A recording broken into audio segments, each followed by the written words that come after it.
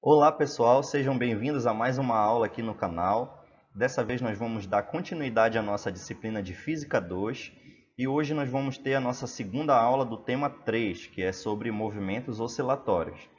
Para quem está chegando agora, essa aqui é uma aula de uma disciplina que eu estou ministrando no curso de licenciatura em Química da Unifap, certo? Mas aqui pelo YouTube você também pode assistir quantas vezes você quiser e aprender um pouco mais. Na primeira aula desse tema nós falamos sobre os princípios físicos e matemáticos envolvendo os movimentos oscilatórios. Nós demos aí as definições, falamos um pouco sobre a função do deslocamento variando com o tempo, né? No MHS, que é o caso especial mais clássico de movimento oscilatório que a gente estuda aqui em Física 2. E hoje nós vamos falar sobre as aplicações, onde a gente pode ver na prática um MHS, algumas aplicações somente, certo? Casos especiais, onde nós temos pequenas modificações nas equações para se adequar ao contexto específico que está sendo estudado, e também os casos envolvendo dissipação de energia, que são aqueles casos de uma oscilação amortecida ou de uma oscilação amortecida e forçada, aqueles casos onde a energia total mecânica do sistema não é conservada, ok? Então, essa aula eu preparei utilizando os livros do Halliday, do Jürgen Friedman e o Moisés Nussenwein, todos o volume 2. E você pode ter acesso a esses slides, os exercícios resolvidos referentes ao tema também, clicando no link aqui na descrição, onde você pode entrar pelo DocSeed e baixar para você fazer suas anotações, revisar o material, certo? Bom, se você é aluno da Unifap, você já tem esses materiais lá no SIGA A, você pode baixar por lá também. Aqui eu gostaria de iniciar falando dessas imagens que estão aqui no slide de capa, certo? Então, nós temos aqui uma aplicação muito presente no nosso dia a dia, que são os amortecedores de um automóvel. Esse amortecedor ele é composto por um sistema que fica dentro aqui da mola, a gente pode ver nessa imagem, que ele ajuda a diminuir as oscilações, certo? Então, o carro ele tem um sistema de suspensão que é para evitar com que uns buracos na pista, as lombadas, né, como a gente chama aqui em Macapá, e outras imperfeições no asfalto, acabem danificando a estrutura do carro como um todo. Porém, além de amortecer o impacto, você também precisa pensar no conforto. Então, você precisa diminuir as oscilações, certo? Então, por isso que tem o sistema de amortecimento. Então, isso aqui é um exemplo do que nós vamos falar nessa aula. Do lado direito aqui a gente tem um pêndulo de Foucault, que não é uma aplicação tecnológica assim muito presente, que nem o amortecedor de um automóvel, né, no seu cotidiano, mas ela tem uma importância muito grande para a história da física, por exemplo. Até hoje existem alguns locais, alguns museus, algumas universidades, algumas feiras de ciências que têm um pêndulo de Foucault. Aqui na UEAP tem um professor de física que é o Reginaldo, que também está pensando em construir um, certo? Na Unifap também a gente deve construir um em algum evento que tenha de física. E ele foi importante aí para a explicação da rotação da Terra, né? Utilizando um conhecimento de que a oscilação do pêndulo ela ocorre sempre no mesmo plano. Então você pode perceber a rotação da Terra observando a diferença do eixo de oscilação do pêndulo em relação ao solo. Okay? Então aí a gente tem um exemplo mais atual e um exemplo mais histórico, né, de movimentos oscilatórios que nós vamos estudar aqui. Um amortecedor e um pêndulo. Okay? Então, sem mais delongas, vamos para a aula. Bem, gente, o primeiro caso que nós vamos falar aqui é o oscilador harmônico angular simples. Também é um movimento oscilatório, certo? Então, no caso do movimento angular, nós vamos ter um movimento de rotação, diferente do movimento harmônico simples que nós vimos na primeira aula, que era um movimento de translação, certo? Então, lá no slide, na aula anterior, nós víamos que o móvel se movia ao longo de uma linha em torno de uma posição de equilíbrio. Nesse caso aqui, o móvel ele vai ter um eixo, né, onde ele vai rotacionar, e nós vamos ter um certo valor de ângulo, que vai ser a nossa posição de equilíbrio, e ele vai oscilar para lá e para cá, girando em torno dessa posição de equilíbrio, certo? Aqui ao lado na imagem eu tenho uma montagem experimental simples, né, de um pêndulo de torção, que consiste basicamente em um fio, né, preso a uma haste, e tem uma massa em forma de disco aqui embaixo, que ela vai executar esse movimento de rotação. Então, uma hora ela gira para a direita e depois aí vai torcer a cordinha, né, o fio, daí o nome, pêndulo de torção, e essa torção na corda, devido às propriedades elásticas da corda, vai executar um torque restaurador, uma força restauradora para a esquerda e vai fazer com que ela rotacione para o outro lado, torcendo a corda para o outro lado e repetindo o movimento, no caso, se nós pudermos desprezar o atrito, indefinidamente. Mas como a gente sabe que experimentalmente sempre existe algum atrito, em algum momento a oscilação vai cessar, certo? Então consiste nisso aqui, um oscilador angular sim. Então aqui no texto diz assim, ó, um pêndulo de torção consiste em um objeto suspenso por um fio, né? Esse objeto na nossa imagem aqui era um disco, mas pode ser de outra forma, viu, pessoal? Pode ser uma esfera, por exemplo, certo? Em alguns exercícios nós vamos considerar uma esfera. Quando o fio é torcido depois de liberado, o objeto descreve um movimento harmônico angular simples, cujo período é dado por essa expressão. Agora, antes de nós falarmos dessa expressão do período, vamos falar de duas grandezas aqui que aparecem nela, mas que a gente ainda não definiu. O primeiro é esse I, certo? O I é o momento de inércia. O momento de inércia, pessoal, observem aí essas definições que eu estou dando, certo? O momento de inércia, ele é, grosso modo, a resistência de um objeto a entrar em rotação em torno de um eixo. Vamos lá. Resistir à rotação. Então, alguns objetos resistem mais a entrar em rotação do que outros, né? Isso depende da massa do objeto, depende do formato do objeto também, do seu tamanho, ok? E depende em relação a qual eixo também você está tentando colocar ele em rotação. Então, no movimento linear, a massa de um corpo ela vai ser um indicativo da resistência dele de entrar em movimento. Então, por exemplo, se você tem uma massa pequena, você precisa executar uma força pequena para colocar esse objeto aqui em movimento, ok? Há uma certa taxa de aumento de velocidade aqui, no caso que seria uma aceleração, ok? Agora, se você tem uma massa maior, você precisa, para poder colocar esse objeto na mesma aceleração, você precisa de uma força bem maior também, né? Então, a massa ela vai ser a grandeza no movimento linear, que vai medir a resistência do objeto a entrar em translação. Então, isso aqui a gente pode dizer que a massa ela representa a inércia translacional de um corpo. Bom, o momento de inércia ele vai fazer as vezes da massa, só que no movimento de rotação. Então, ele vai ser a inércia rotacional de um corpo, certo? É isso que significa daí o nome momento de inércia. Ele está relacionado justamente a essa inércia rotacional. Beleza? E o que é esse kappa aqui? Esse kappa ele é a constante de torção do fio. Então, da mesma maneira que nós temos uma constante elástica relacionada a uma mola, né? Então, se você tem uma mola aqui, ó, e você põe uma massa M presa a ela, se essa mola ela tem uma constante K, certo? Ele vai se deformar de um certo valor que eu vou chamar de X. Agora, se eu tiver uma mola muito mais rígida, se eu tiver uma mola que tenha um K, que eu vou chamar de K', certo?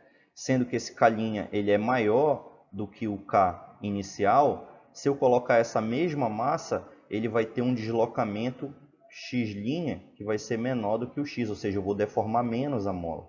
Então, o K ele serve como um indicativo de o quanto essa mola deforma ou não, dependendo da força executada sobre ele. Nesse exemplo que eu desenhei aqui, a força é o peso, certo? Mas aqui pode ser uma outra força externa, no caso do pêndulo de torção. Bom, isso aqui é para um movimento ao longo de uma linha, certo? Bom, mas se você tiver Se você tiver considerando um eixo de rotação, o fio ele também vai ter uma espécie de constante elástica, entre aspas, né, relacionada à torção.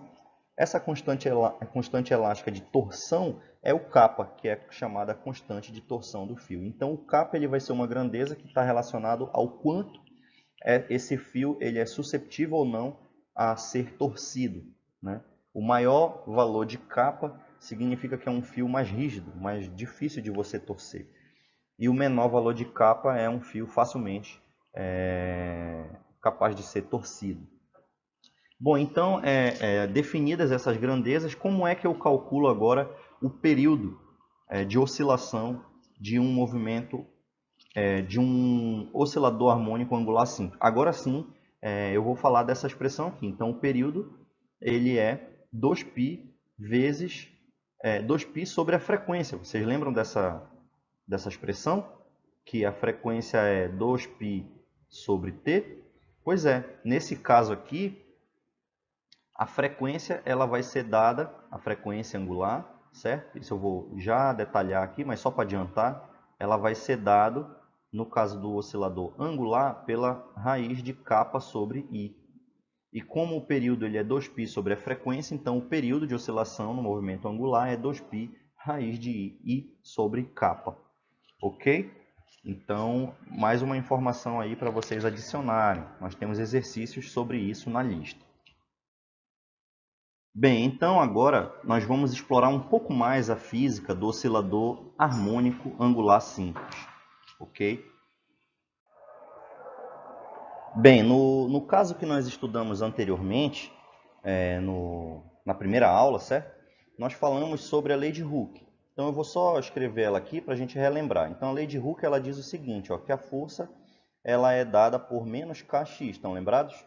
Então o k é a constante elástica da mola, né? E o x seria o deslocamento em torno da posição de equilíbrio. E essa força F aqui, então, é chamada de força restauradora, porque ela tem sentido aqui dado pelo sinal de menos, que é contrário ao deslocamento. Ok, então nós vamos. Essa aqui é a versão linear. Eu vou escrever aqui ao lado, linear. E a gente vai ter agora a versão angular, né? Análoga da lei de Hooke. Então, a versão de angular aqui, que vai valer para o pêndulo de torção e qualquer tipo de oscilador harmônico angular simples, em vez de força, nós vamos ter agora aqui o torque. Então, o torque ele está representado por essa letra grega tal, que ele diz o seguinte, ó, o torque, pessoal, é uma grandeza vetorial, né? Isso aqui a gente já estudou lá em Física 1, né? E o torque, ele consiste no seguinte, ó, se você tem um ponto, que eu vou chamar de O, que é a origem, é um ponto fixo, certo? E você tem, digamos, uma barra, né? Essa barra tem um comprimento aqui que eu vou chamar de R. Ok, deixa eu só escrever melhor aqui, peraí. Então, ó, digamos, aqui é o ponto O, e essa barra aqui, ela tem um comprimento R, certo?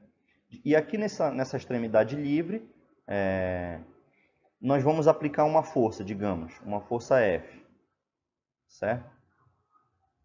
O que vai acontecer? Se essa extremidade aqui, vou chamar de extremidade E, que é, certo? Se essa extremidade E, ela está livre, ela vai girar. A tendência do objeto aqui, do corpo, da barra, né, vai ser executar um movimento de rotação, de um certo ângulo aqui, e vai parar numa posição aqui mais acima, ok? A um certo instante posterior. Quem é o torque, então, nesse caso? O torque, ele é uma grandeza vetorial e ele é dado pelo produto vetorial da força pela essa distância aqui, certo? Então, o que vai ser esse torque? Esse torque vai ser um vetor que vai estar sobre o eixo definido que passa pelo ponto O, aqui, perpendicularmente ao plano da tela que você está assistindo agora aí, beleza? Então, esse torque ele aumenta com o aumento da força e ele aumenta também com a distância, desde o ponto de apoio até o ponto de aplicação. Quanto maior for esse R, maior o torque necessário para você poder executar essa rotação, ok? Então, esse torque vai aparecer aqui, tá bom? Aqui, voltando aqui na nossa equação, na caixa nessa caixa verde aqui, certo? E no lugar do K, nós vamos ter o kappa. O kappa foi aquele que eu comentei no slide anterior, que é a constante de torção do fio. Ele vai te dar o valor da rigidez do fio, né? Então, o fio pode ser mais rígido ou menos rígido, e ele vai resistir mais ou menos a uma torção. E como a gente está falando de movimento angular, obviamente, pelo nome, né, você já pode desconfiar que o que vai aparecer aqui é um ângulo. Então, nós não vamos ter um deslocamento agora translacional, né? Um movimento translacional. Você vai ter um movimento angular. Então, essa é a versão, por assim dizer, da lei de Hooke, né? Angular. Okay? Então, nós vamos ter aqui uma amplitude, que vai ser o θm. Esse θm, o módulo de θm é o mesmo aqui e aqui. Tá? O θ de t, ele vai ser o nosso deslocamento angular, ok? Ele é o quanto que o objeto deslocou, girou num determinado instante. E você já está desconfiado que, por ele ser um movimento angular simples, isso vai ser dado por uma função senoidal, né? Então você pode modelar esse θ de t através de uma função seno ou de uma função cosseno, ok? Então quem é o torque? O torque é isso aqui. Quem é a amplitude angular? A amplitude é o θm, né? A amplitude θm, ele é justamente o θ de t máximo, certo? Então, o valor máximo do deslocamento angular, isso é a amplitude. Então, o disco oscila em um plano horizontal, ok? A reta de referência oscila com amplitude angular θm, eu acabei de falar sobre isso. E a torção do fio de suspensão armazena energia potencial de forma semelhante a uma mola e produz o torque restaurador. Por que esse torque é chamado restaurador, galera? Porque se você olhar aqui, na equação do lado esquerdo, você tem um sinal de menos. Significa que o torque ele vai ser dado em sentido contrário ao sentido do deslocamento θ. Então, se o deslocamento θ foi no sentido horário, por assim dizer, horário, né? Então o torque ele vai ser aplicado no sentido anti-horário. E se o deslocamento foi no sentido anti-horário, por conseguinte, o torque vai ser dado no sentido horário.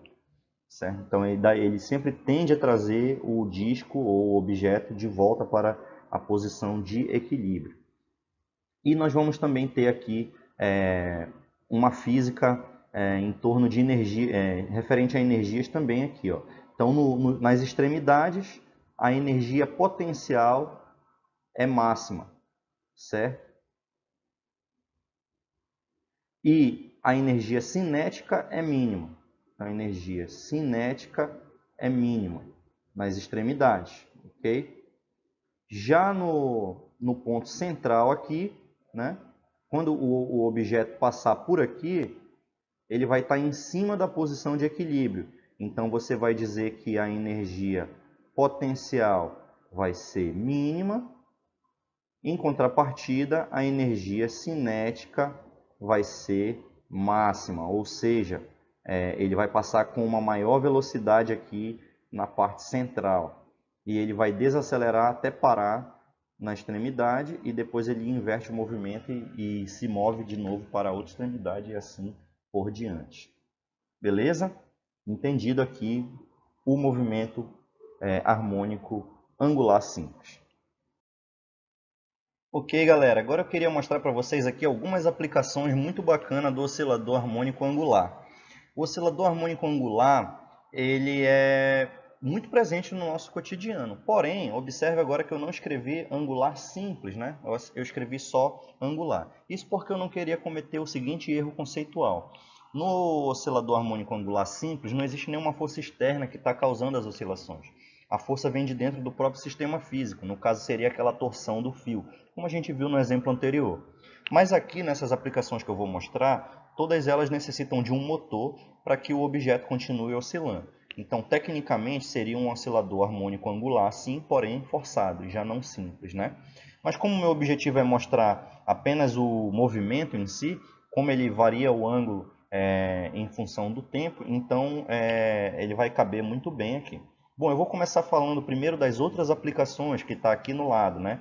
Então, o ventilador da sua casa, ele quando faz aquele movimento, a cabeça do ventilador para jogar o vento em todas as direções, o pessoal aqui no Amapá diz que é para percurar, né?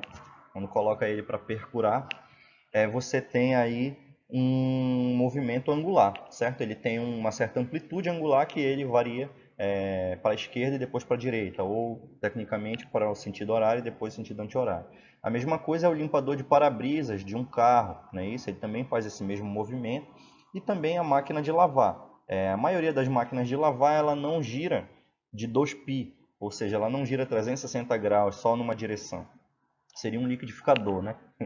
Na verdade, ela oscila um certo ângulo para um lado, para um sentido, e depois ela retorna para o outro, ok? Bom, mas eu queria mostrar uns vídeos para vocês aqui que foram encaminhados por um grande amigo meu, companheiro desde a época de escola de ensino fundamental, que é o cirurgião dentista Juliano Diego. Ele me encaminhou uns vídeos aqui mostrando um instrumento odontológico que ele usa no trabalho dele diariamente e que tem a ver aqui com o nosso assunto de movimentos oscilatórios, certo? Então eu vou mostrar aqui para vocês o primeiro vídeo. Esse aqui é o movimento oscilatório, é o movimento recíproco verdadeiro. Ele faz esse movimento com uma angulação de 45 graus para a direita e para a esquerda, sem rotacionar o instrumento.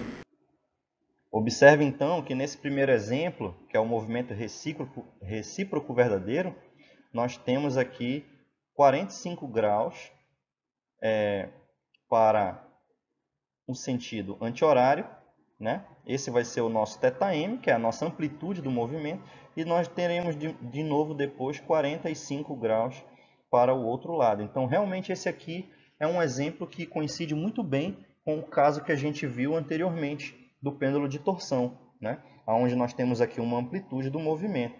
E se a gente colocar um cronômetro aqui, a gente consegue medir também o período de oscilação do instrumento odontológico, e sabendo o período, você pode calcular também a frequência, utilizando o seu conhecimento aí de que a frequência é 1 sobre o período. Beleza? Agora vamos ver um tipo diferente de oscilação que também existe para esse mesmo instrumento, só que agora trabalhando em outra função. E esse aqui é o movimento reciprocante, é o movimento não recíproco. Ele faz uma angulação de 30 graus para a direita e 170 para a esquerda, rotacionando no sentido anti-horário, como vocês estão podendo ver. Observa que agora essa oscilação ela se dá com valores diferentes para cada sentido, né? Então ele gira primeiro num sentido 30 graus e depois, vou tentar desenhar aqui agora, ó, ele gira no outro sentido 170 graus, ok? Então aí você vai, ao longo de cada oscilação, ele tem um deslocamento ao longo de cada oscilação, ele tem um deslocamento delta-θ igual a 140 graus, certo? Então, depois de 3 giros desse, ele percorre uma circunferência inteira e mais 60 graus, certo? Aí, para você que está curioso, para que servem esses instrumentos, vamos ouvir agora aqui a explicação do Juliano sobre isso. E esse movimento é justamente de alguns equipamentos que eu uso para fazer o tratamento endodôntico, o tratamento de canal. E a gente usa muito esse movimento, porque é um movimento muito preconizado na literatura, né? E mais seguro para não acontecer alguns acidentes, como fratura de instrumento e outras coisas, né? Desvio. E fora que o tratamento é mais rápido. Viram só? Oh, muito obrigado, Juliano. Foi muito bom falar com você e todo dia a gente está aprendendo um pouco mais. Eu mesmo não conhecia essa aplicação e eu deixei o contato aqui dele, né, das redes sociais. Caso alguém queira entrar em contato, é sempre bom saber que a gente tem um profissional competente para cuidar da nossa saúde, não é isso? Então vamos passar agora aqui adiante. Vamos falar agora de um outro tipo de movimento harmônico que eu acho que esse é o que talvez mais aparece tirando o sistema massa-mola, eu acho que esse é o que mais aparece em questões, né, em problemas para você resolver. É o pêndulo simples, tá bem? Bom, o pêndulo simples, ele é um sistema físico formado por uma partícula, certo? Que oscila suspensa por um fio de massa desprezível, né? Aqui é uma aproximação, certo? É uma idealização que nós fazemos em geral, essa questão do fio de massa desprezível, para facilitar os cálculos, né? E para pequenos ângulos, a oscilação do pêndulo ela pode ser modelada por um movimento harmônico simples. Isso aqui é importante, galera, para pequenos ângulos, certo? Porque assim, quando você vai resolver a equação do movimento do pêndulo simples, isso aqui a gente faz em geral nos cursos de física. A gente tem uma disciplina chamada mecânica clássica, que costuma ser vista lá pelo 5º semestre da graduação, aonde você resolve a equação de movimento de um pêndulo simples da forma geral, né? E você vai observar que no final ela vai dar uma dependência lá com o seno do ângulo. Mas para pequenos ângulos, você pode usar uma aproximação que o seno de θ ele é aproximadamente igual ao θ. E quando você faz isso, você recai numa equação de um MHS, certo? De um movimento harmônico simples. Então, por isso que a gente cita aqui essa aproximação de pequenos ângulos. Okay? Experimentalmente, pode ser até 10 graus. Alguns são mais rigorosos, consideram até 5 graus somente. Tá? Então, para pequenos ângulos, a oscilação do pêndulo pode ser modelada como um movimento harmônico simples, tá bem? É um exemplo de movimento harmônico simples, cujo período é dado por essa relação aqui. Então, essa aqui é uma relação geral que vale para um pêndulo simples, considerando diversos formatos da massa que você pode estar colocando aqui nessa extremidade da barra ou do fio, ok? Agora, se você considerar que essa massa aqui ela tem um volume desprezível, se você considerar ela como um ponto material, digamos, seja somente uma partícula aqui pontual de massa m, aí simplifica essa equação, ok? Porque sendo L o comprimento do fio, quem vai ser o momento de inércia? O momento de inércia de uma partícula que gira a uma distância L de um ponto de apoio aqui, ele é simplesmente mL². Então, se você substituir aqui mL² aqui, ó, o que vai acontecer? Né? Você vai ter mL², ok? E você vai ter mgl, você vai cancelar um quadrado aqui com esse L de baixo, vai cancelar esse M, e você vai ter simplesmente que é 2π raiz de L sobre G. Com certeza você já viu essa formulinha aqui nos livros, ou nas aulas, nas apostilas, aí, nos materiais que você costuma ver na internet, certo? Mas esse aqui ele é um caso particular para uma partícula M pontual. Okay? Se você não tiver uma partícula pontual, se for uma partícula extensa, aí você vai ter que usar essa fórmula aqui geral. Okay? E o momento de inércia ele vai mudar dependendo da forma da partícula que você está considerando. Se for um cilindro, se for uma esfera, tá bem? Bom, então o I é o momento de inércia da partícula em relação ao ponto de suspensão. Uma coisa que eu peço para vocês tomarem muito cuidado aqui é o seguinte: calculem bem o momento de inércia, viu? O momento de inércia ele é dado por uma integral que a gente já aprendeu lá em Física 1.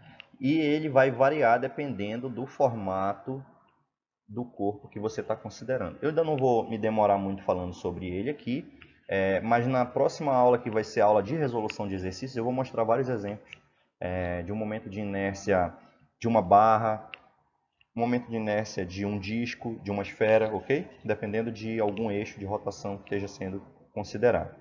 Então, o m é a massa da partícula, o L é o comprimento do fio, ok? Então, pêndulo simples é isso aí. Bem, vamos explorar agora um pouco mais a física do pêndulo simples, tá bem? Vamos lá. No caso do pêndulo simples aqui, ó, olha, essa primeira caixa aqui, ela diz o seguinte, ó, a força de retorno, quando a gente fala em força de retorno, galera, entenda-se, a força restauradora, ok? Ela está associada à gravitação e não às propriedades elásticas de um fio torcido ou de uma mola alongada ou comprimida. Então, a força que puxa o pêndulo para a posição de equilíbrio não é uma força executada pelo fio, No caso lá do movimento angular, as forças de atração internas entre as partículas que compõem o fio que vão gerar ali uma tensão, né, na hora que ele está torcido, e essa tensão vai trazer o fio de novo para a posição de equilíbrio para tentar diminuir a energia acumulada ali. No caso de uma mola, como a gente viu na aula anterior, justamente a mola deformada, existe uma tensão ali que gera entre as partículas que compõem a mola, né? E a tendência do sistema físico é sempre diminuir a energia. Então ele vai procurar dissipar essa tensão de modo a trazer de novo a posição de equilíbrio. Bom, aqui no pêndulo simples não acontece isso. Bom, esse fio aqui, L, ó, nem ele está sendo torcido e nem ele está sendo esticado. Então ele não está sendo deformado transversalmente e nem rotacionalmente, eu posso dizer assim, né? Angularmente, ok? Então o fio está rígido, ele está parado, certo? Melhor dizendo, ele está permanecendo não deformado, ok? Eu posso usar essa nomenclatura. Então, quem vai ser então a força que vai atuar aqui? A força que atua aqui, ó, vamos olhar agora para esse esqueminha aqui da figura de baixo, é justamente a força peso. Está representado por esse FG aqui, que é a força gravitacional, né? Então, se a gente decompor esse FG, FG, tá, galera? Botei só um G aqui. Ele tem uma componente radial, que é FG cosseno θ, e ele tem uma componente tangencial, que é justamente o FG seno θ. Aqui na figura, se você observar, esse mesmo θ aqui, que é o θ que o fio faz com a normal, é esse θ também aqui, né, por geometria plana, ok? Uma reta cortando duas transversais aqui, né?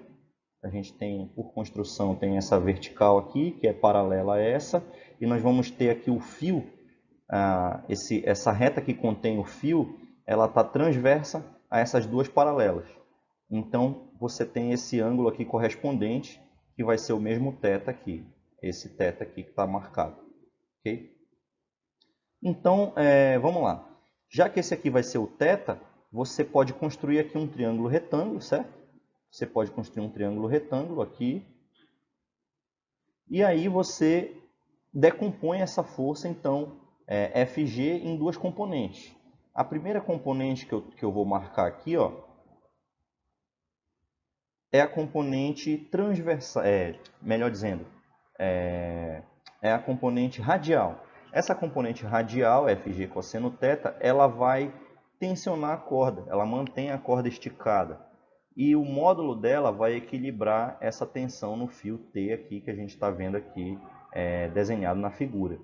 Okay? Então, como os módulos dessas duas forças são iguais, elas mantêm o equilíbrio na direção radial. Então, não há força resultante na direção radial. A outra componente do peso é a componente radial, ou melhor dizendo, a componente perpendicular, ok? Quase que eu não falo agora aqui, né? Esse perpendicular eu também posso chamar de componente tangencial, ok? Então vamos lá, essa componente é que vai ser a força restauradora aqui. Por quê? Porque ela sempre vai estar dirigida para o sentido contrário do deslocamento. Imagina que se o deslocamento aconteceu para lá, né, para a direita, esse θ, a força vai estar apontando para a esquerda. No momento que esse θ ele apontar para a esquerda, aqui no sentido horário, essa força ela vai estar apontando para a direita, ok? Então ela vai estar sempre contrária ao movimento, apontando para o ponto de equilíbrio, que é esse ponto aqui embaixo quando o fio está na vertical. Bom, mas como a gente está falando de um pêndulo aqui, né? E a gente está querendo relacionar essa força com o ângulo, não simplesmente com a distância S aqui que ele percorreu em cima desse arco, né? A gente está interessado em saber o ângulo. Então, em vez de força, é melhor a gente falar sobre torque. E quem é o torque? Acabei de falar lá no slide anterior que o torque ele é o produto vetorial da força pela distância do ponto de apoio ao ponto de aplicação. Bom, a distância do ponto de apoio ao ponto de aplicação é o L, ok? É esse L aqui. O módulo da força é Fg seno θ. Então, se você multiplicar aqui, ó, assim, e o ângulo entre eles aqui é 90 graus. Seno de 90 é 1, certo? Então, você vai ter Fg seno θ vezes o L. E esse menos aqui, professor? Esse menos, ele está indicando que esse aqui é um torque restaurador, ok? Então, esse torque aqui, restaurador, é dado por essa expressão. Beleza. Então, a componente tangencial produz um torque restaurador em relação ao ponto de suspensão do pêndulo. Né? O ponto de suspensão é onde ele está preso lá em cima. Porque sempre age no sentido oposto ao deslocamento do peso, tendendo a levá-lo de volta ao ponto central. Isso que eu acabei de explicar aqui nessa figura ao lado. Ok? Bom, galera, essa questão do pêndulo simples e do pêndulo de torção, que eu falei lá no caso do oscilador harmônico angular simples, eu tenho experimentos aqui no laboratório que falam sobre isso. Então vocês já devem ter visto aí pelos meus stories nas redes sociais que eu ando gravando também uns experimentos. E se inscreva aí no canal porque em breve nós vamos estar lançando uma playlist aqui só de experimentos também de Física 2. Então vai ser bem interessante quando você assistir o vídeo e você vai ver na prática isso aqui que nós estamos mostrando. Beleza? Então vamos passar adiante. Gente, vamos fazer aqui mais um desenvolvimento a fundo aqui, né, na teoria do pêndulo simples, beleza? Não é complexo, você só precisa se lembrar da lei de Newton, ok? Então a lei de Newton, né, a segunda lei de Newton, ela vai dizer que a força resultante que age sobre um corpo é o produto da massa pela aceleração. Agora, se eu substituir essa força pelo torque, né, pelo torque, já que a gente está falando de rotação, a gente vai usar um torque, né? Então, a gente já sabe que o análogo da massa aqui, no movimento rotacional, é o momento de inércia. E agora nós precisamos definir uma aceleração, que é a aceleração angular, certo? Então, esse alfa aqui, ó, ele é a aceleração angular do pêndulo, beleza? E o torque, ele vai ser, pela versão angular da segunda lei de Newton, o produto do momento de inércia pela aceleração. A gente sabe que o torque, a gente viu lá no slide anterior, não era isso? Ele é a componente tangencial do peso. E o peso, está aqui, a força gravitacional, é dada por mg. Então, a componente tangencial vai ser mg seno θ e a distância do ponto de apoio ao ponto de aplicação é L. Então, a gente sabe que o torque, que era menos L mg seno θ, esse torque ele tem que ser igual a isso aqui, ó, que a gente escreveu aqui em cima, segunda lei de Newton. Então, nós vamos chegar nessa expressão, ok? Agora, vamos trabalhar um pouquinho essa expressão. Bom, nós falamos que nós queríamos estudar o caso de ângulos pequenos, né, em primeira aproximação. Então, nós vamos fazer uma simplificação aqui. No que consiste essa simplificação? Você vai dizer que, para pequenos ângulos, seno de θ é igual a θ. Experimente fazer aí na calculadora um ângulo de, por exemplo, de 0 a 5 graus, certo? Então, de 0 graus até 5 graus. E você vai verificar, quando você calcular o seno de θ, que realmente isso aqui é válido. É praticamente o mesmo valor, o seno de θ é igual a θ. Então, no lugar de seno de θ aqui, nós vamos substituir agora simplesmente pelo θ, ok? Então, do lado esquerdo aqui da expressão vai ficar menos L, ok? mg θ. E nós temos IA e alfa do outro lado. Isolando o alfa aqui, ó, a gente chega nessa terceira caixa verde aqui, que é a equação que nós usamos para calcular o valor da aceleração angular do pêndulo na aproximação de pequenos ângulos. Ok? E o que a gente pode observar? A gente pode observar que a aceleração angular do pêndulo ela é proporcional ao deslocamento angular com o sinal oposto. Mas a gente já tinha chegado num resultado parecido com esse. Se vocês lembrarem lá na aula anterior, quando a gente calculou a aceleração no MHS, a gente chegou a encontrar um resultado que era assim, ó, menos ômega quadrado x. Vocês lembram disso aqui?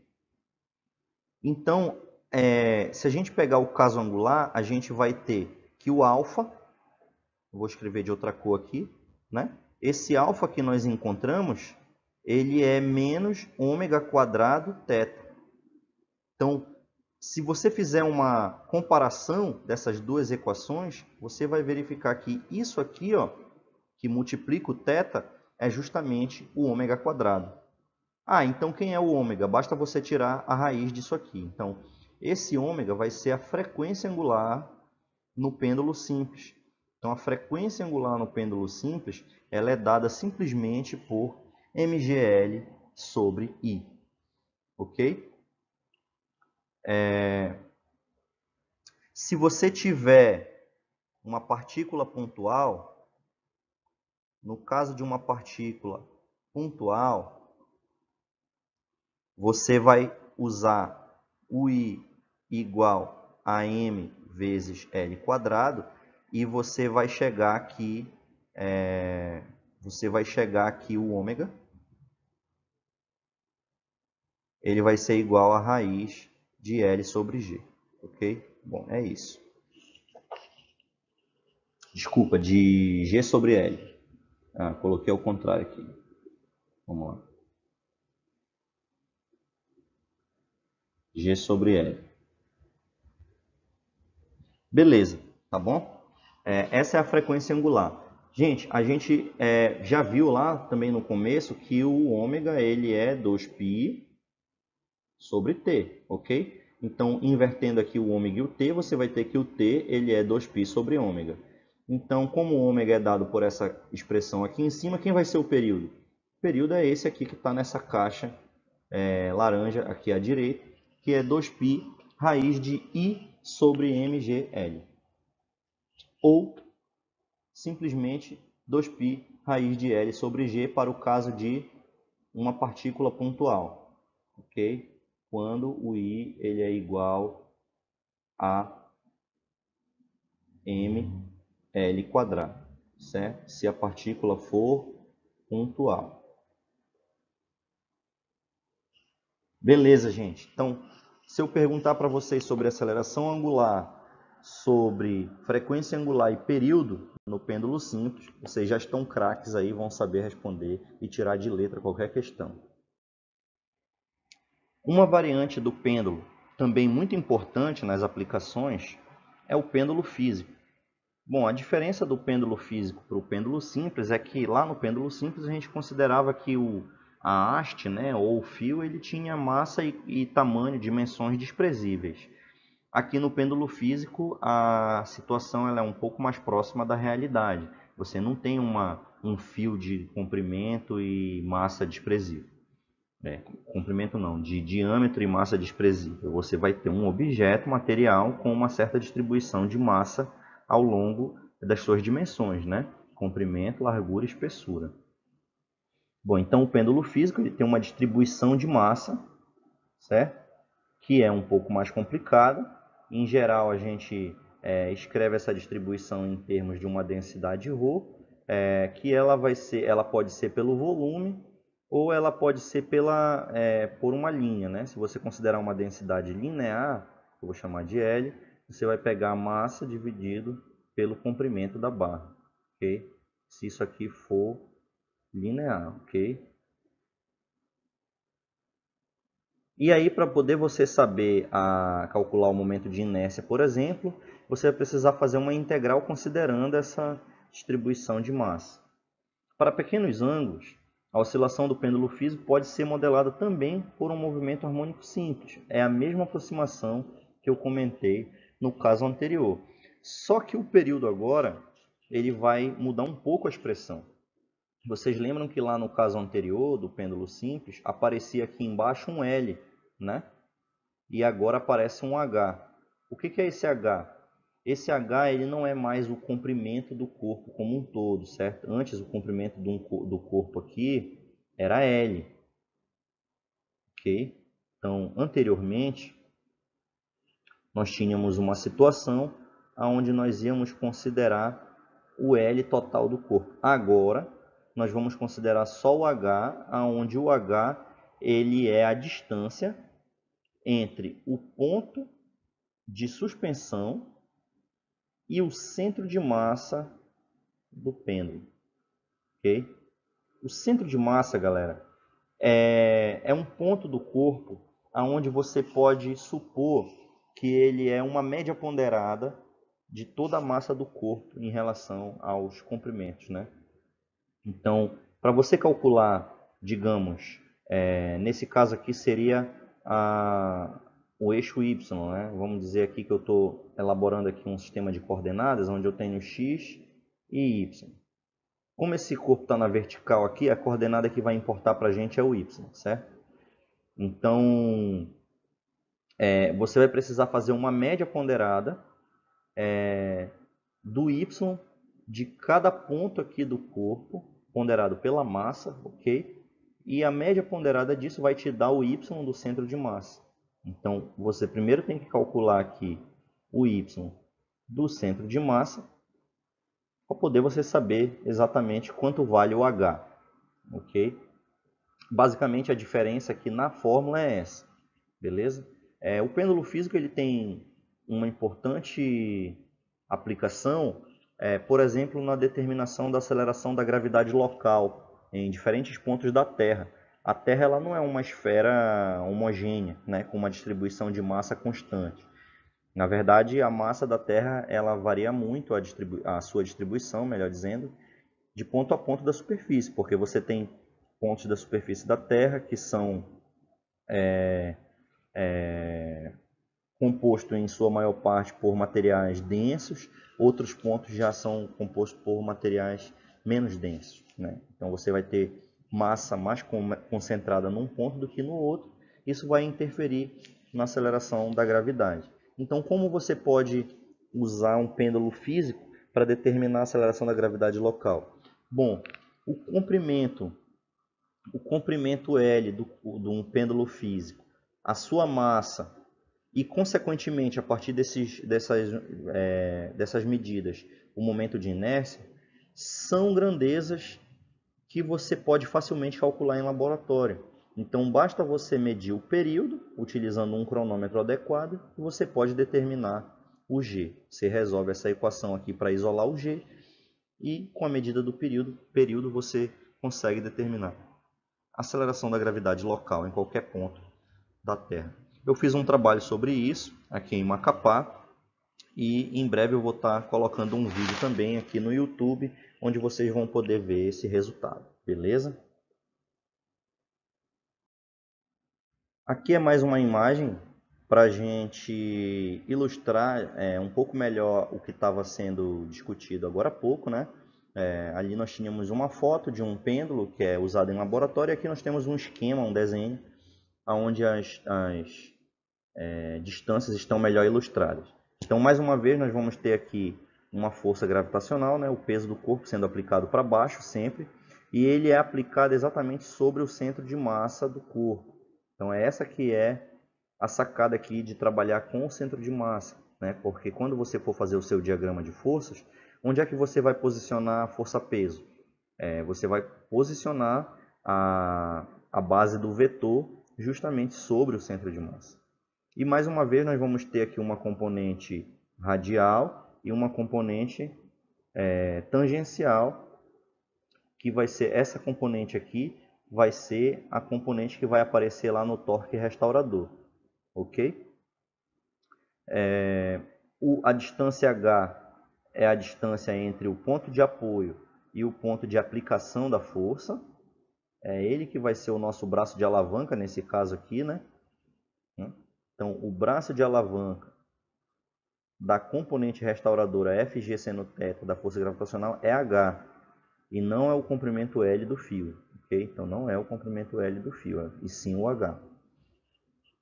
E essa aqui é a informação que eu comentei agora há pouco sobre o uso do pêndulo físico para determinação da aceleração de queda livre, isto é, aceleração da gravidade local, num ponto específico da superfície da Terra. Bem, eu falei que eu ia tratar de algumas aplicações aqui nessa aula, né?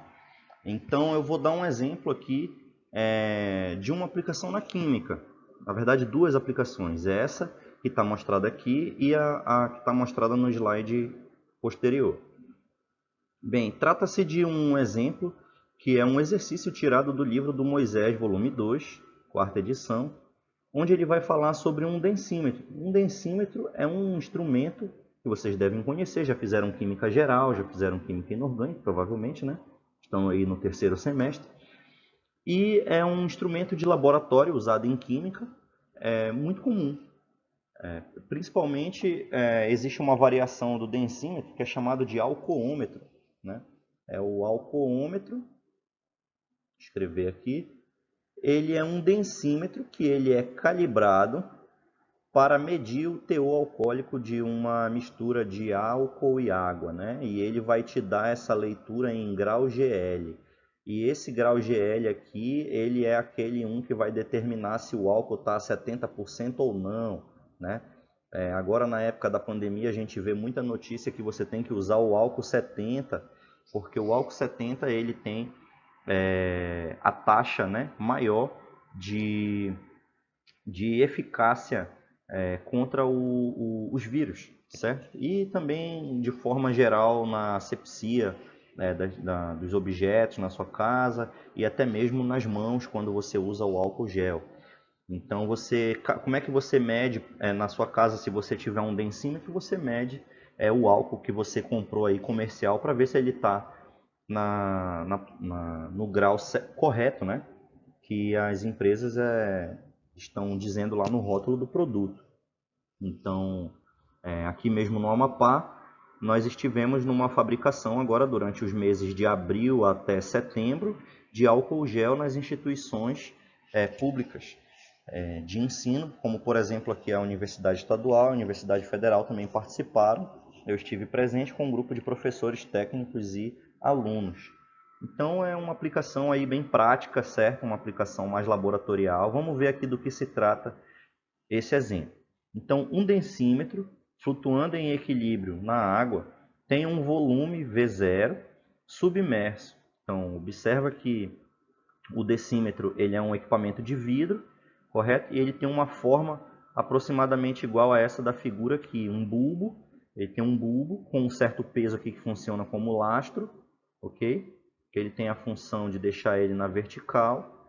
E aqui dentro você tem um volume V0. Okay?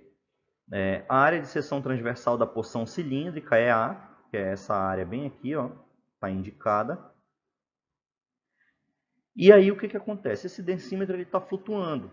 Né? Aqui nesse densímetro existe uma força peso, mas existe uma força de empuxo para cima que está equilibrando o peso. Então, na posição de equilíbrio, ele está flutuando paradinho aí. Se você empurra verticalmente para baixo o densímetro, se você vem aqui e executa uma força F, você vai tirar ele um pouco da posição de equilíbrio. E aí quando você solta, ele vai entrar em pequenas oscilações na direção vertical. O desafio aqui é você calcular a frequência angular da oscilação. Primeiro você tem que mostrar que esse densímetro vai executar um MHz, certo?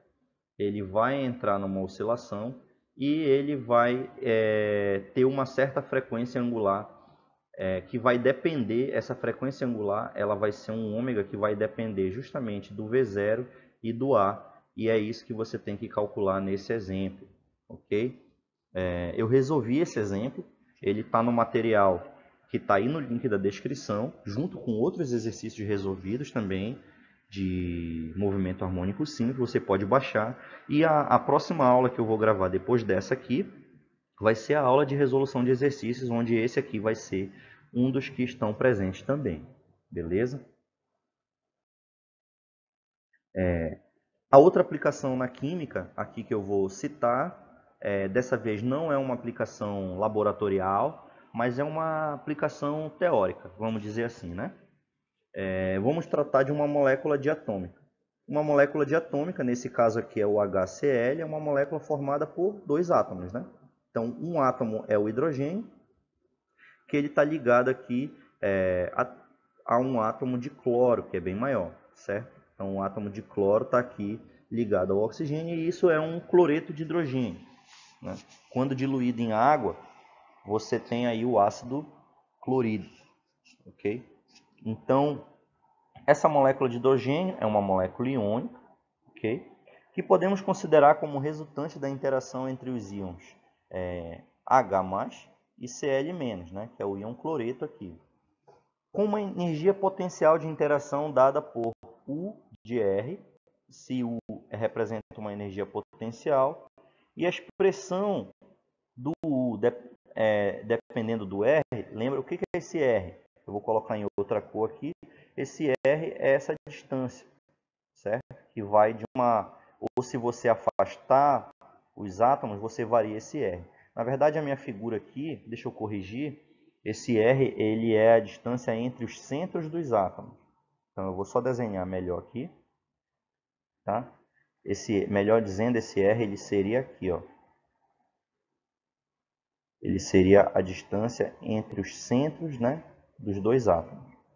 Beleza. Então, se você forçar esses átomos a se aproximarem, ou se você forçar eles a se afastarem, você vai estar variando esse R. E você vai provocar uma oscilação em torno da distância de equilíbrio.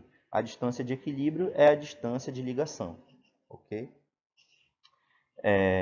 O primeiro termo, que é esse termo aqui, ó, negativo, ele é a atração coulombiana. Coulombiana significa o que, galera? Coulomb. Lembram do ensino médio, quando você calculava a força entre duas cargas? K vezes Q1 vezes Q2 sobre R quadrado? Pois é, isso aqui é a força de Coulomb. E essa força está associada a um potencial também. E esse potencial é justamente esse que está aqui, ó, onde as cargas Q1 e Q2 elas foram substituídas pela carga E, que é a carga elementar do elétron, né, que vale 1,6 vezes 10 a menos 19 Coulomb.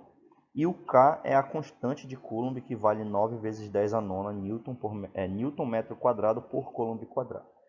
O segundo termo representa uma interação repulsiva a curta distância. O que significa isso? Significa que se você tentar aproximar muito esses átomos, eles vão começar a se repelir. Sim, eles vão se repelir porque as nuvens eletrônicas dos átomos vão começar a se superpor. E aí, devido ao princípio da exclusão de Pauli, você não pode ter os elétrons participando dos mesmos números quânticos, né? Então eles vão procurar cada elétron tem a sua órbita ali, o seu conjunto de números quânticos específicos, então vai existir uma repulsão aí das nuvens eletrônicas. E esse aqui modelado por esse termo B sobre R a décima. A distância entre os centros da molécula é de 1,28 angstrom, que é justamente essa distância aqui de ligação, e esse R vai ser a nossa distância de equilíbrio. Uma unidade de massa atômica vale 1,66 vezes 10 a 27 kg. Aqui a gente tem que calcular a constante de mola efetiva a cada ligação, né? Então essa ligação, galera, ela funciona como se fosse aquele sisteminha massa-mola que a gente já calculou tantas vezes, né, no ensino médio. Então você tem aqui, ó, uma mola presa a uma massa. E aí você puxa ela para cá, um certo valor X, né? E ela vai entrar em oscilação. E aí, quando você tiver essa oscilação, você vai poder calcular aqui, dependendo do K e dependendo do M, né?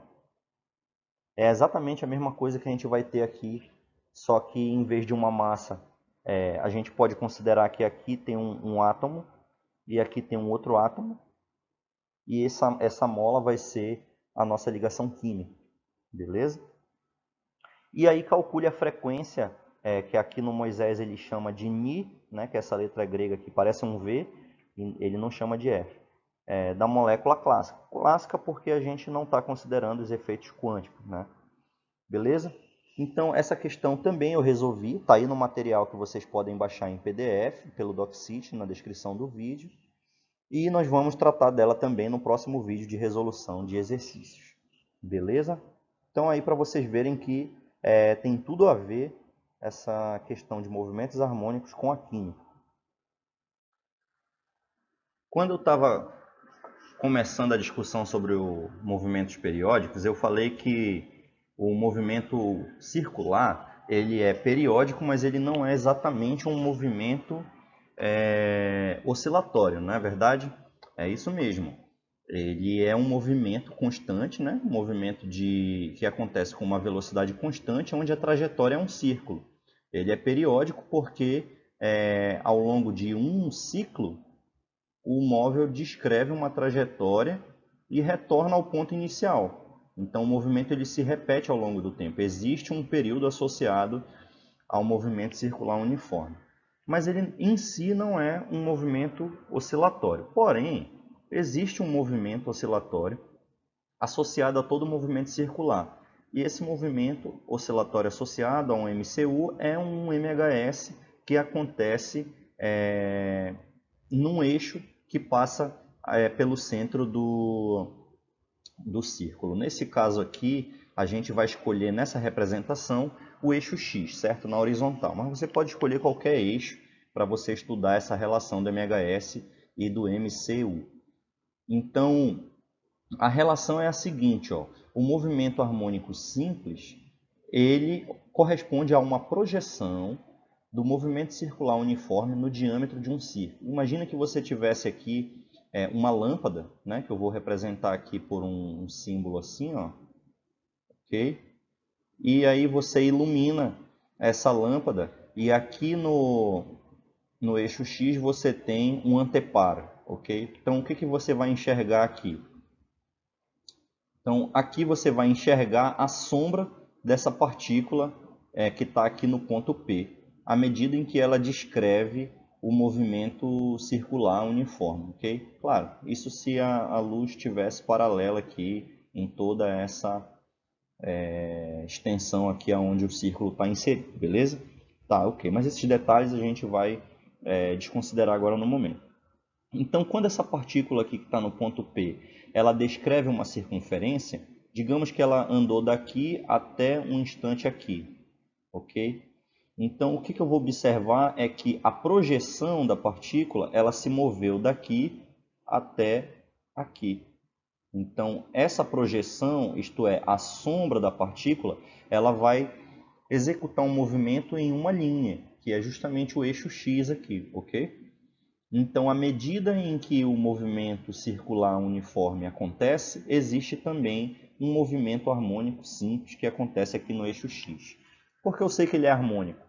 Porque no momento que a partícula azul ela passa para o outro lado aqui, ó, a partícula que eu estou desenhando em preto, ela vai chegar a uma extremidade e vai retornar, ok? Então ela vai ser projetada aqui. Então ela vai fazer um movimento de vai e vem, ela vai fazer um movimento de vai e vem ao longo do eixo X. Esse movimento de vai e vem vai ter um deslocamento, uma velocidade e uma aceleração associada a ele. E essas equações, elas são as mesmas equações do MHS. Beleza? Então, observa que no movimento circular uniforme existe um vetor velocidade, certo? Linear. E esse vetor velocidade ele está aqui, ó, tangente ao círculo, ok? Deixa eu tentar desenhar a reta aqui, de modo que ela vai passar tangente ao círculo. Vamos ver. Então, quando eu tenho uma reta tangente, eu tenho uma reta que ela toca o círculo aqui num único ponto, certo? A velocidade linear, então, aqui no movimento circular uniforme, ela é sempre tangente à trajetória. E essa velocidade tem módulo constante. Então, o módulo de V, ele é constante. Claro, né? Senão ele não seria um movimento uniforme, ele tem que ser mesmo constante. Portanto, a aceleração, o módulo da aceleração linear, vou chamar de AL aqui para dizer que é linear, ele é zero no movimento circular uniforme. Ok? Mas no MHS aqui, ela não é zero. Então, eu vou fazer aqui o MHS em laranja. Então, ó, esse movimento aqui executado no eixo, aqui existe uma aceleração que depende do tempo, que é aquela lá menos ômega x, certo? Então, essa aceleração aqui é diferente de zero. Ela vai ser zero somente em dois determinados pontos. Ela vai ser zero somente quando em um ponto, né? Na verdade, quando a partícula passar aqui pela posição de equilíbrio, que é o centro do círculo. No momento que ela passar aqui, a aceleração é nula, mas ela não é nula em qualquer um ponto, exceto esse. Beleza? Então, a mesma coisa acontece com a velocidade. A velocidade da partícula aqui, da sombra, né? Da partícula aqui no eixo x, ela muda com o tempo. Diferente da velocidade da partícula que descreve o MCU, que é constante. Beleza? Então, quais são as relações de velocidade e as relações de aceleração? Eu vou apagar aqui só para a gente poder ver esse desenho melhor. Então, nessa figura aqui do meio, a gente vai verificar o seguinte, ó. Nessa figura aqui do meio, a gente vai verificar que a velocidade v de t no MHS, ela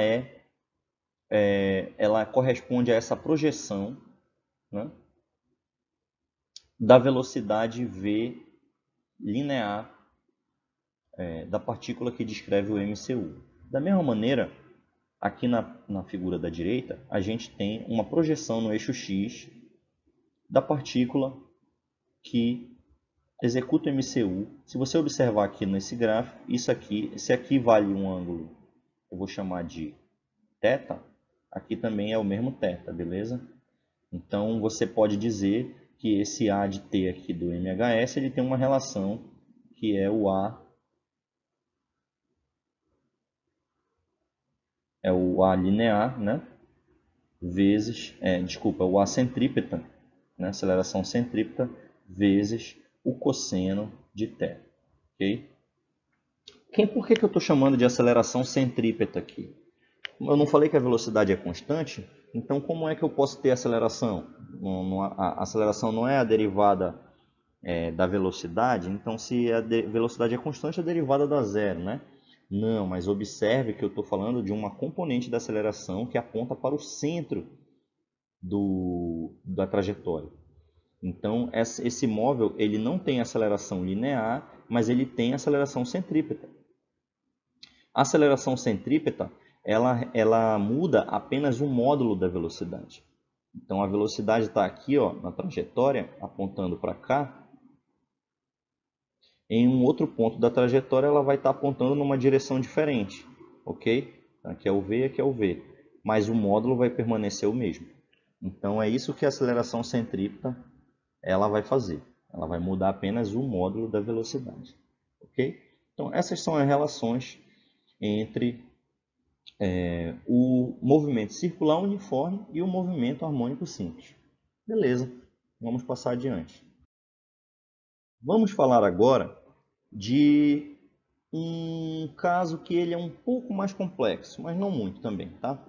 Que é o MHS amortecido. O MHS amortecido ele está mais próximo da realidade física que a gente está acostumado a ver no nosso dia a dia do que simplesmente o MHS. Por quê?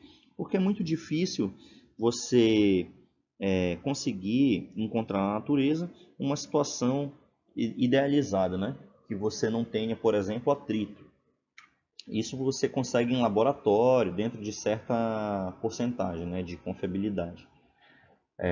Então, no MHS amortecido, a gente tem um corpo que oscila, vamos dizer aqui, ó, a gente tem uma massa mola, né? A gente tem uma massa mola, e ele vai oscilar quando você puxa ele, desloca ele aqui de um certo valor x, ok? E quando você abandona, ele vai oscilar então com uma amplitude x.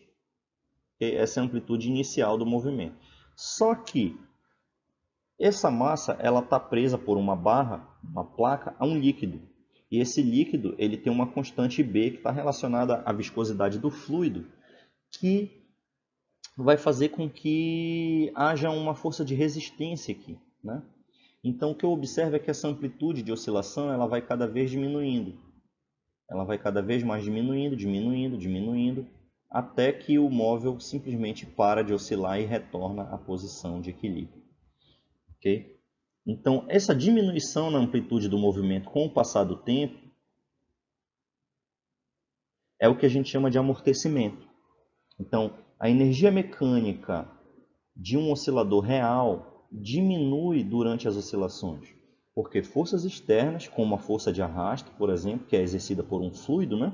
Nesse caso aqui é a água, mas também o ar exerce uma força de arrasto, que a gente chama de arrasto viscoso. Essas forças se opõem às oscilações e convertem progressivamente a energia mecânica em energia térmica. Como assim energia térmica? Significa que uma parte da energia é dissipada no fluido e isso vai se converter em vibrações das moléculas do fluido, né? Então, aqui na proximidade imediata da placa, é possível perceber um pequeno aumento de temperatura. Nem sempre esse aumento ele é significativo para que você possa medir com um termômetro comum, mas ele é real, ele existe, beleza? Nesse caso, dizemos que o oscilador e o movimento do oscilador, no caso a oscilação, né?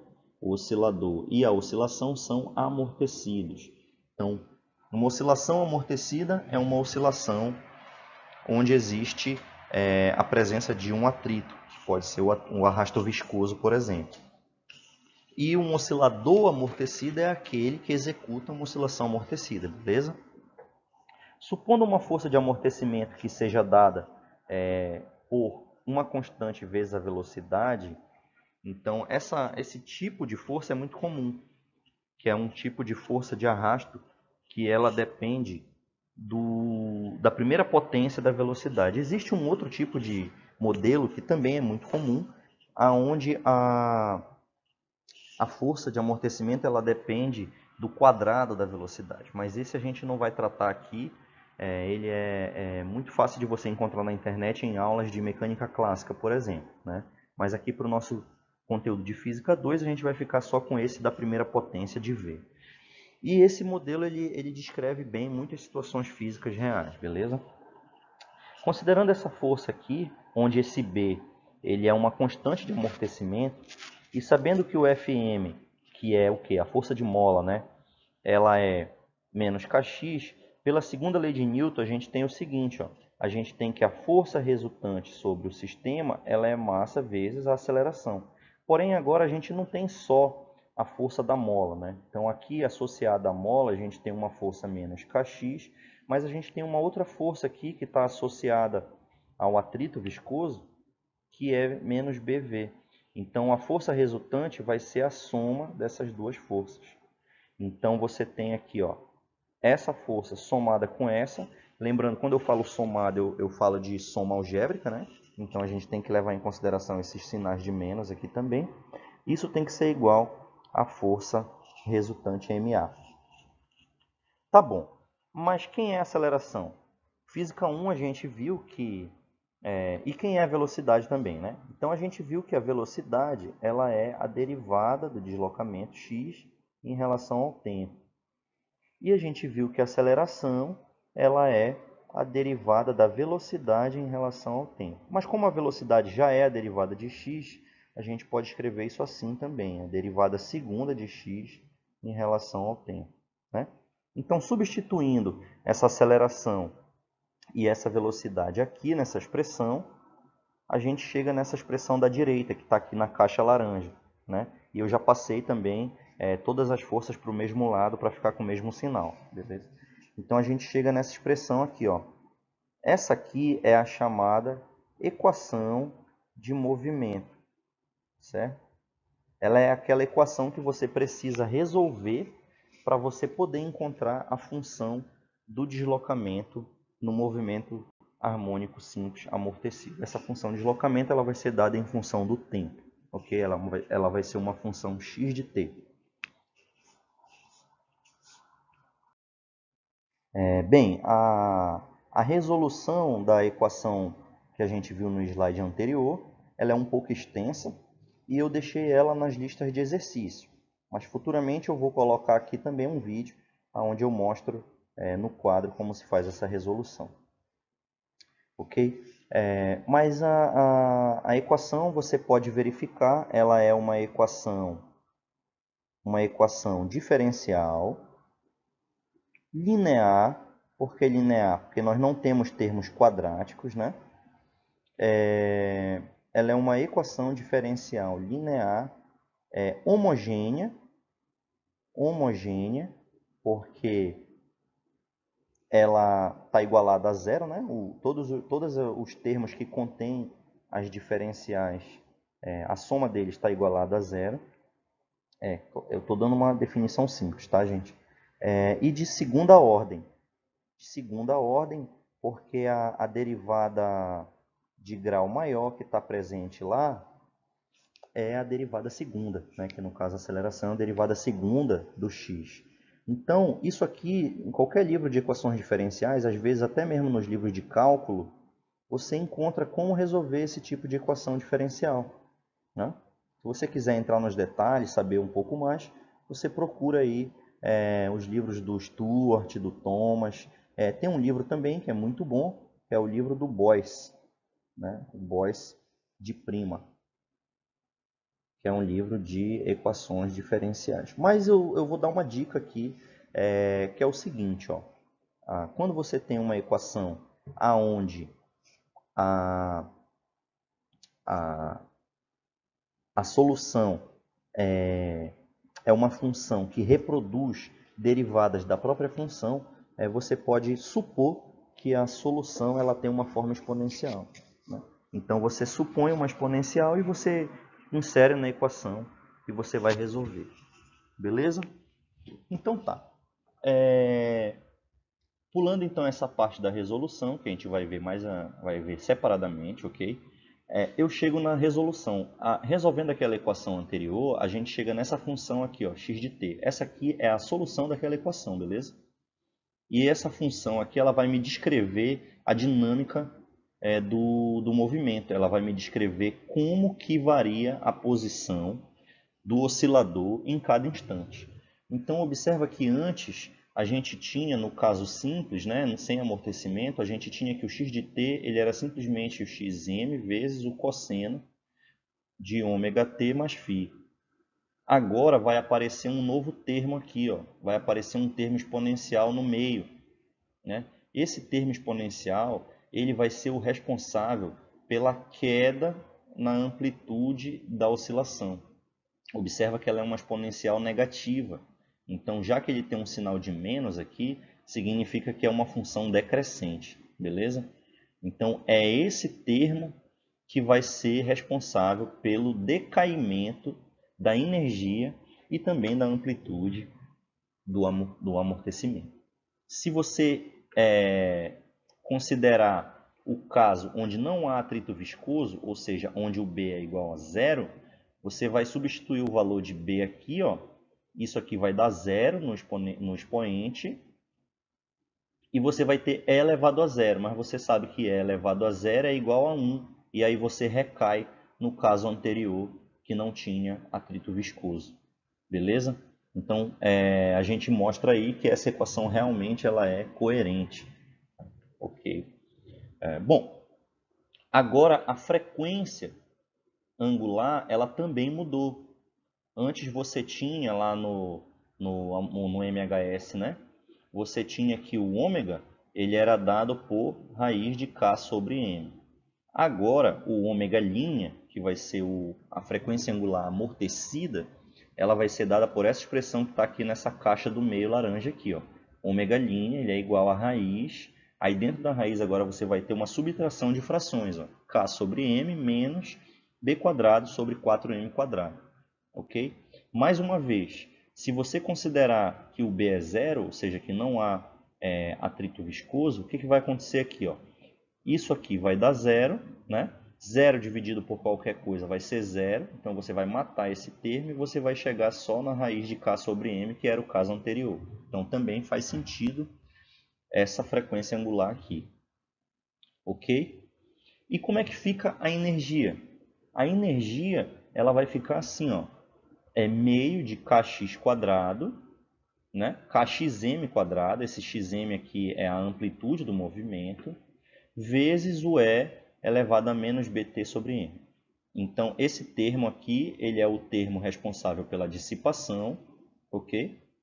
Ele é o termo dissipativo. E se você fizer o mesmo raciocínio, ó, quando esse B for zero, a gente vai observar que vai dar zero aqui no expoente, e E elevado a zero é 1, então você vai chegar que a energia ela vai ser meio de kx quadrado, kxm quadrado, que era a energia que você tinha lá, no caso sem atrito. Beleza? Então todas essas equações a gente mostrou aqui que elas fazem todo sentido, né? Eu vou apagar aqui só para não ficar muito poluído visualmente. E agora eu quero comentar como é que isso aparece no gráfico aqui do x. Okay? Então, ó, o x, pessoal, como é que eu faço um gráfico dessa função? Vamos voltar aqui na função do x, ó, essa aqui que eu estou circulando de laranja. A função do x, como é que eu grafico isso aqui, professor? Bom, observa que ela tem uma exponencial multiplicada por uma função trigonométrica aqui, que é uma senoidal, nesse caso aqui é um cosseno, né? Então você vai ter que ter um gráfico que ele reproduz essas duas características, tanto a exponencial decrescente como um cosseno. Então, já que é um cosseno, você vai ter uma oscilação. Então você começa aqui e você vai mudando a amplitude. Desculpe meu desenho aqui, tá, gente? Que a minha coordenação é meio difícil aqui no PowerPoint. Então você vai ter uma oscilação, mas essa oscilação ela não mantém a mesma amplitude inicial. Olha, esse aqui seria o valor da amplitude se não houvesse decaimento, né? Porém, esse termo aqui da frente, que é o exponencial, ele vai ser o responsável por introduzir uma coisa que a gente chama de envelope, né? Esse envelope é essa linha roxa tracejada aqui, certo? Que vocês estão visualizando. Observa que tem uma linha roxa tracejada aqui, ó. Essa linha roxa tracejada, ela é decorrente desse termo menos bt sobre 2m, ok? Então, esse aqui é o formato do gráfico da amplitude, desculpa, do deslocamento em função do tempo, ok?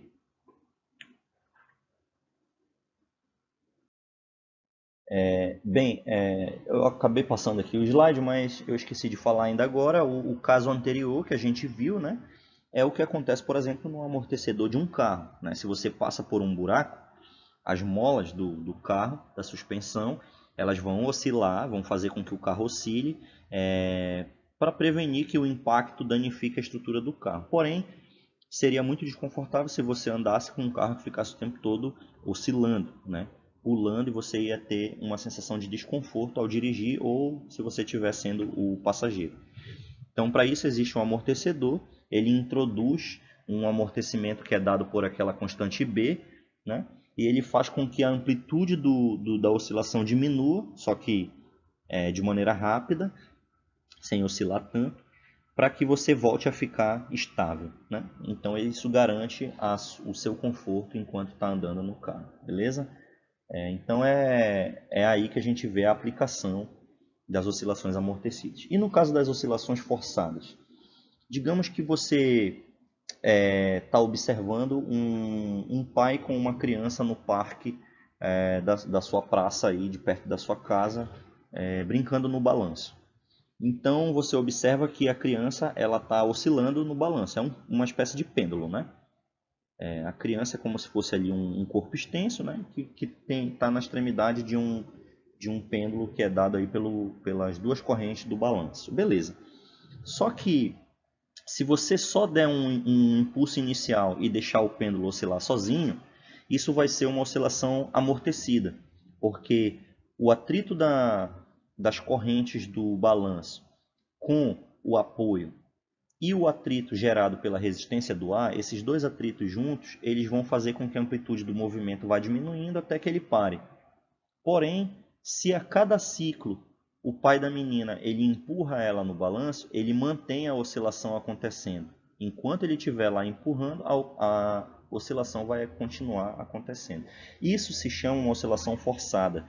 É quando você tem uma força externa que ela induz a oscilação, beleza? E nesse caso a oscilação ela vai acontecer mais rápido ou mais lenta, dependendo da força, da frequência da força externa que atua no oscilador, beleza? Então vamos ver o que está escrito aqui. Aqui está dizendo assim, ó, no caso de um sistema que executa oscilações forçadas, existem duas frequências angulares características. Então existe uma frequência que é a frequência natural, que é essa 1 aqui, ó. A natural é aquela que, se você deixasse o sistema livre, se você soltar a menina lá, ela vai para frente, para trás, para frente, para trás, e ela vai executar um movimento natural, sem interferências externas. Mas existe uma frequência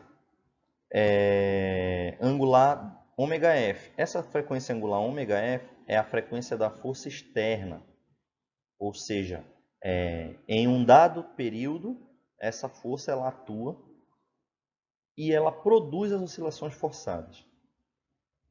Beleza? Nesse caso, o oscilador forçado ele vai oscilar com a frequência da força externa.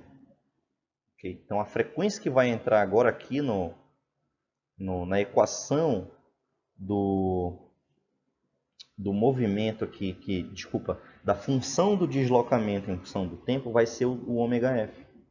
Então, conhecendo a frequência da força externa, ao substituir ela aqui na expressão do oscilador, você tem o que seria uma oscilação forçada, beleza?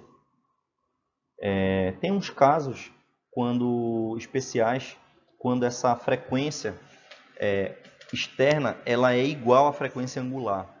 Então é como se o oscilador ele já estivesse oscilando numa frequência ali natural e você ainda empurra ele numa frequência que é igual a essa. Então a cada ciclo você vai empurrando e a amplitude vai cada vez aumentando e esse oscilador vai ganhando energia. Esse caso especial é o que a gente chama de ressonância. A gente vai ver ele agora. Então, o que vem a ser a ressonância, galera? A ressonância, ela é uma situação em que a amplitude do movimento ela aumenta de acordo com a energia que é fornecida por uma força externa, beleza? Então, basicamente é isso. Então, vamos ver aqui o que está escrito. Então, a situação em que a amplitude da velocidade de um oscilador forçado é máxima ocorre quando a frequência angular da força externa é igual à frequência angular natural do oscilador. Certo? Então, essa amplitude da velocidade significa que o valor numérico da velocidade ele vai aumentar até um máximo. Ok? Então, ó, nessa situação, o oscilador vibra com amplitudes cada vez maiores, amplitude do deslocamento, beleza? Se um corpo for rígido, o mesmo pode até se partir. Por que ele se parte? Vamos entender. A gente sabe que nos átomos, né, no caso na rede cristalina de um material, existem os átomos que eles estão fixos em certas posições dentro do retículo cristalino. Então imagina aqui uma célula unitária de um material, que tem um cubo, né, por exemplo, e você tem os átomos aqui presos dentro da estrutura do material. Isso aqui se repete em 3 dimensões, ok? Você tem aqui infinitos átomos ligados um ao outro através dessa estrutura. Ok? Então, cada ligação química dessa entre os átomos, dentro da estrutura do material, digamos que seja essa taça de cristal aqui, que você pegou um zoom nela aqui, né? Você deu um zoom e aí você está olhando aqui dentro. certo? Você está olhando aqui dentro numa luneta e você está vendo isso aqui, ó, certo? Aí tá. Esses átomos eles vão vibrar. Então eu vou pegar aqui em outra cor, digamos esse átomo do meio, ele vai vibrar, ele vai começar a oscilar para cá e para cá, em torno da posição de equilíbrio. Se eu forneço uma frequência externa que coincide com a frequência natural dele, ele vai vibrando com amplitudes cada vez maiores. Chega uma hora que a vibração fica tão intensa que a ligação química ela se rompe, né? Então, dos planos aqui, esses planos, por exemplo, o plano superior aqui do material e o plano inferior, eles podem se separar. Então, aí acontece uma fratura, uma ruptura no material, né? Então, por exemplo, vocês já viram em filmes, ou talvez até presencialmente, aquela situação quando uma pessoa cantando ou gritando, ela consegue estourar uma taça ou até mesmo o vidro de uma janela. Por que isso acontece? Porque ela conseguiu alcançar com a sua voz uma vibração numa nota que tem frequência igual à frequência de ressonância do vidro ou do cristal, né? E aí isso fez com que o cristal vibrasse, é uma vibração microscópica, só que ele vibrou com amplitude maior do que as ligações químicas puderam suportar, e aí a taça se rompeu. Okay? É um outro exemplo disso, para quem gosta, por exemplo, de música, já deve conhecer o que é um diapasão, né? Um diapasão ele é um instrumento usado principalmente para afinar instrumentos, né? Ele é um aparelho usado para afinar instrumentos. Hoje em dia existem diversos afinadores digitais e tudo mais, mas ainda é muito usado em demonstrações. Eu, por exemplo, tenho um aqui no laboratório, que sempre quando eu ministro essa aula sobre ondas sonoras, eu mostro para os alunos. Então, o diapasão ele é um instrumento em forma de U, que ele é fabricado num certo tamanho e com um certo material que ele possui uma frequência determinada de vibração, uma frequência natural. Normalmente ele é colocado para possuir uma frequência de 440 Hz, que é a nota Lá fundamental, né? Nota Lá fundamental. Ok. Então, a questão do diapasão é o seguinte: se você tiver dois diapasões, um próximo ao outro, e você der um peteleco no primeiro aqui, coloca ele em vibração, ele vai vibrar com essa frequência, que é a frequência natural dele, e claro que ele vai transmitir essa oscilação para o ar vizinho aqui, né? As moléculas de ar vizinho. Então, essa propagação vai acontecer pelo ar, e as moléculas de ar aqui, chegando numa frente de onda, vão colocar o outro diapasão em vibração. Como ele tem a mesma frequência do primeiro, frequência natural, ele também vai vibrar, emitindo a mesma nota Lá. Então, facilmente você observa que no início você tem só um diapasão vibrando e no final você tem os dois. Então, diz-se que eles estão vibrando em ressonância. Essa palavra ressonância, ela até, devido a esse efeito, né? Tipo quando um diapasão vibra na mesma frequência do primeiro que excitou o movimento, ela ficou até sendo usado esse termo para indicar, por exemplo, quando duas pessoas elas têm afinidade de pensamento, né? Uma metáfora isso, gente, não é um termo físico, né? Então um teve uma ideia e o outro pensou a mesma coisa e ele diz assim, os nossos pensamentos estão em ressonância. Ou então quando as pessoas estão, por exemplo, assim, numa equipe que ela está bem afinada e os trabalhos estão bem equilibrados e existe uma colaboração ali perfeita, uma sincronia, né? E aí você diz assim que as pessoas estão aqui numa ressonância. Claro que é simplesmente um termo metafórico, mas ele tem essa origem aqui nessa situação física, ok? E qual é a condição para que aconteça a ressonância, então? Normalmente, quando você tem ressonância, você tem uma oscilação forçada, né? Existe esse segundo diapasão, ele só entrou em vibração porque existe o primeiro que deu a vibração e o ar forçou com que o segundo vibrasse. Então, a ressonância pressupõe que haja uma vibração externa. E a condição é que a frequência da oscilação forçada seja igual à frequência de oscilação, a uma das frequências de oscilação natural do objeto que está sendo considerado.